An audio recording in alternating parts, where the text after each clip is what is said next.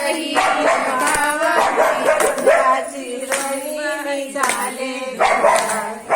चंद्राची नावाची बहीण भावाची चंद्राची रोहिणी झाले गं बाय. बाई माझी कशी ग रुक्मिणी कशी ग तिच्या बेटेला मला जायचं हाय. तिच्या बेटेला मला जायचं